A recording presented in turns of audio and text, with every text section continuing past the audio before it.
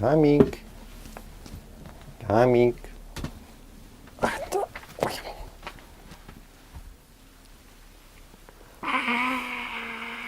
Gut. Guten Tag, mein jolly old pals.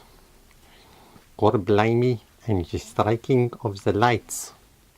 I wanted to send you all further greetings from mein fatherland, but that stench fest of a brother-in-law of mine's puts the right and proper kibosh on it for me. It turns out that the nosy pig sticker was cleaning out the room next to mine's, and apparently, accidentally on purposely, overheard our private chitty-chats. He probably pissed his pantaloons when he heard me say I was going to do runner instead of coughing up the Eurodosh. You should have seen him when he finally found me hiding under the bath. I said to him, Rudolph, because that's his name.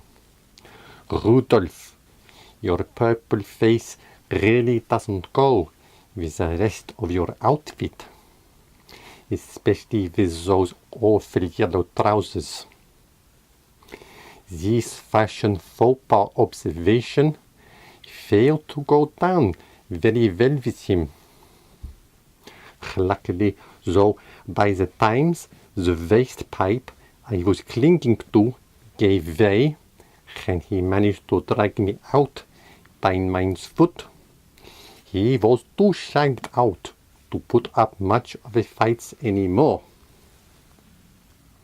He blabbed that I owed him for his grotty old room, plus the cost of the lock he had to break to get in, plus the cost of the new waste pipe. I offered him the old one back, complete with soap and pubic hair hanging out, but he was still far from a happy rabbit. I emptied the few copper coins out of mine wallet. Don't worry, I keep all my notes rolled up under mine foreskin where nobody bothers to go these days. But these copper coins only kicked off the sweaty baboon again. Through the gritted teeth, he grabbed mine camcorder and tripod, holding them aloft like some trophy of war. I threatened him that I would tell his other half that I had seen him sniffing the bicycle saddles of the young men staying at the pension across the road. He replied his wife does the same thing, only with the girls' bikes. Then he parried my thrust by saying he would contact the counter-terrorist police and say he caught a loon in a balaclava and black glasses up to no good on his balcony. I had some quick thinking to do. At worst, he might get the cold shoulder and 5 nights on the sofa for being a pervy sniffer again. On the other hand, I would be getting the cold shower every morning and an ugly new boyfriend for the next 5 years. I left him with the bloody camcorder, but when he wasn't looking, snapped off one of the legs of the tripod. Happy filming with your disabled bipod, you stupid titwank. Now, unfortunately, there is no timings for letters today because I want to moan about my ghastly flying experience. I chose the aisle seats during my escape under the impersonation that I would have a scribbage more space in proletarian class. However, much to my horrification, the whole middle seat was already occupied by some poor-faced, gangly twat with 14-foot-long arms and legs. Christ knows how he managed to shoehorn himself into that crummy space. Already too, he had hugged the armrests with his albatross wings and stayed like that for the whole damn flight. That is except for when he was eating. Then he was like a fucking praying mantis knitting with pool cues. What a cock. I am hoping he got the bone-dry rubber glove treatment at customs. On the way back, I experienced horrors of different kinds. This time, I did not get the choice and ended up in the middle. There was a pleasant-looking young lady next to the window. She smiled, said hi, and then went into empty podland. She hadn't snaffled her arm yet, so I nicked it, being the hypocritically old goat that I am. I was crossing my athletic fingers that I would have the space next to me on the other side empty for the flight. That way, I could open my legs and air my hairy crackerjack. But no, the spite-filled god of aviation had other plans.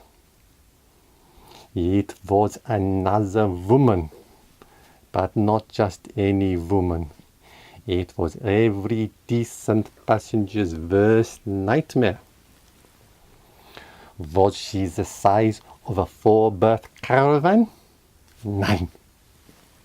Was she long and lanky like the other moron? Nein. Had she scoffed a 5-liter tub of garlic-flavored ice cream at the terminal? Nein. The pasty-faced cow had drowned herself in 27 different freebie perfumes from the duty-free and stunk like a chemical toilet. I swear you could see a vapor trail shimmering behind her. Once she had sat down, I did the only thing I could. I turned all 3 of the air nozzles above my head down onto her in the hope that it would blow the stench over to the other side. And then I stole her armrest too. Mind you, I did also cash in on the little bit of payback, courtesy of the brat sitting in front of her. No sooner had the plane taken off than he reclined his seat into her face. If I had been sitting there, I would have punched him in the back of his greasy head. So, I leave you, my chumlets, with the wise words of wisdom. Women, if you want to stink like cheap toilet freshener, go and do it in your own time and space. And don't trap other people in plastic tube at 35,000 feet, you stinky bitches.